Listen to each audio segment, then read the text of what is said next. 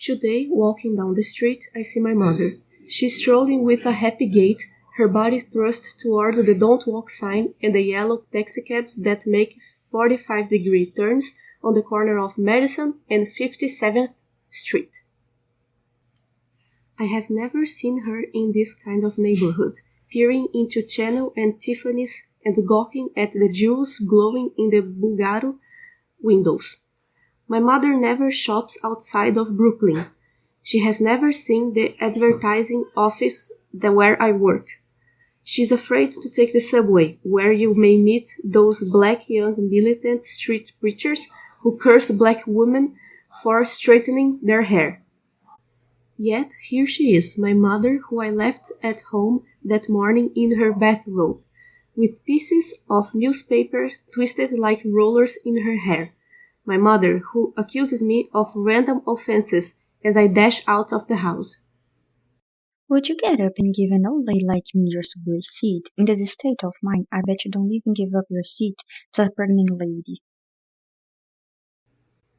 My mother, who is often right about that. Sometimes I get up and give my seat.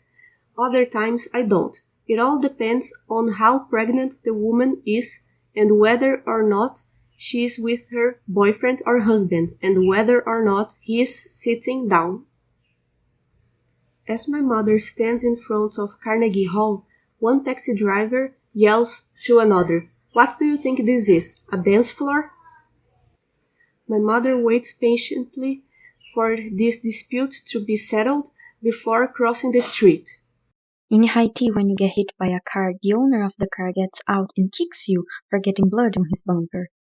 My mother, who laughs when she says this and shows a large gap in her mouth, where she lost 3 more molars to the dentist last week. My mother, who at 59 says dentures are okay. Oh yeah, you can take them out when they bother you. I like them fine. Will it feel empty when Papa kisses you? Oh no, he doesn't kiss me that way anymore.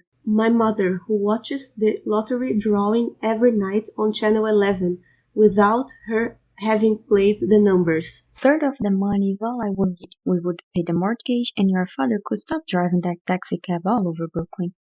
I follow my mother, mesmerized by the many possibilities of her journey. Even in a flowered dress, she's lost in a sea of pinstripes and gray suits, high heels and elegant short skirts, Reebok, sneakers and dashing from building to building.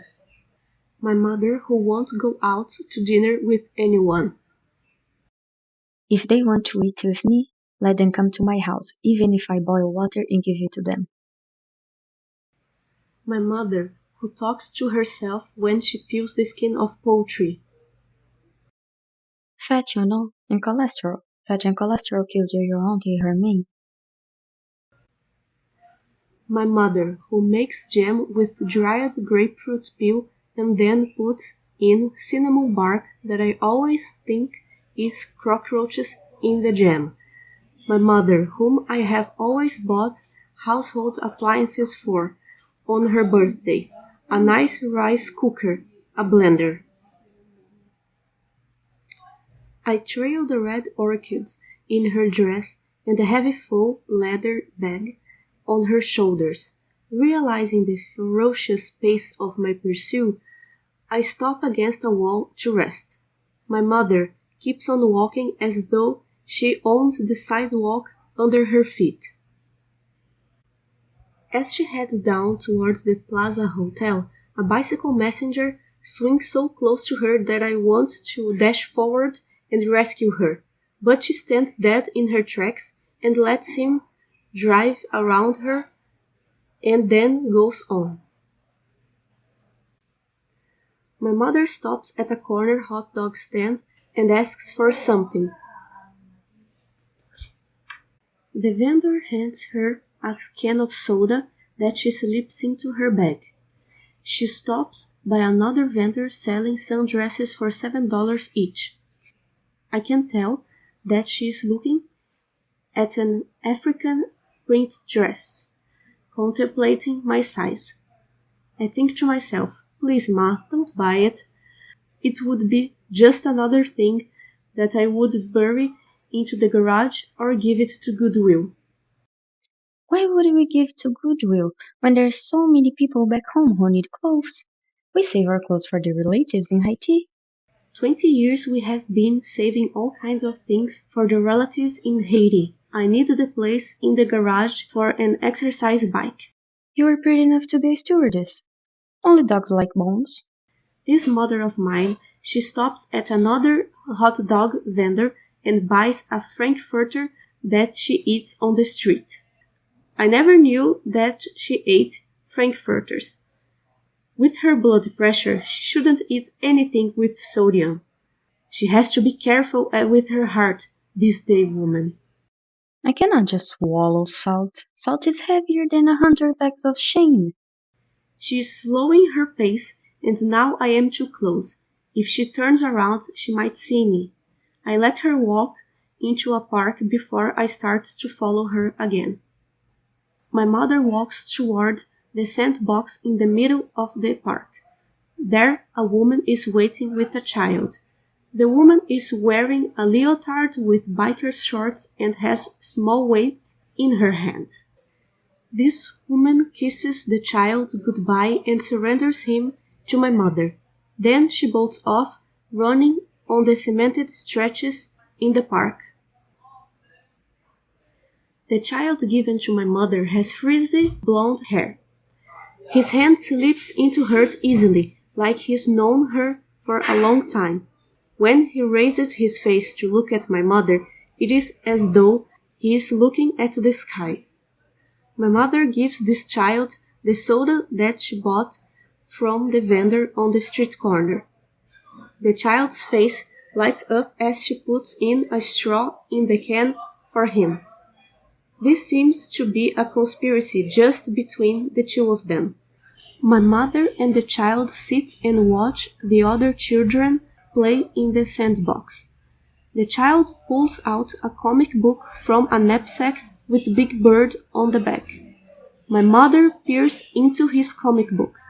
My mother, who taught herself to read as a little girl in Haiti from the books that her brothers brought home from school. My mother, who has now lost 6 of her 7 sisters in vile rows and has never had the strength to return for their funerals. Many graves to kiss when I go back. Many graves to kiss. She throws away the empty soda can when the child is done with it. I wait and watch from a corner until the woman in the leotard and biker shorts returns, sweaty and breathless, an hour later. My mother gives the woman back her child and strolls farther into the park. I turn around and start to walk out of the park before my mother can see me. My lunch hour is long since gone. I have to hurry back to work. My walk through a cluster of joggers, then race to a Sweden Towers bus. I stand behind the bus and take a peek at my mother in the park. She's standing in a circle chatting with a group of women who are taking other people's children on an afternoon outing. They look like a third world parent-teacher association meeting. I quickly jump into a cab heading back to the office. Would Ma have said hello had she been the one to see me first? As the cab races away from the park, it occurs to me that perhaps I would chase an old woman down a street by mistake, and that woman would be somebody else's mother, who I would have mistaken for mine. They women come out when nobody expects them. Tonight on the subway, I will get up and give my seat to a pregnant woman or a lady about Ma's age. My mother, who stuffs thimbles in her mouth and then blows up her cheeks like Dizzy Gillespie, while sewing yet another Raggedy Ann doll that she named Suzette after me. I will have all these little Suzettes in case you never have any baby, which looks more and more like it is going to happen. My mother, who had me when she was 33, the age of Christ, at the age that Christ died on the cross. That's a blessing, believe you me. Even if American doctors say by that time you can make retarded babies.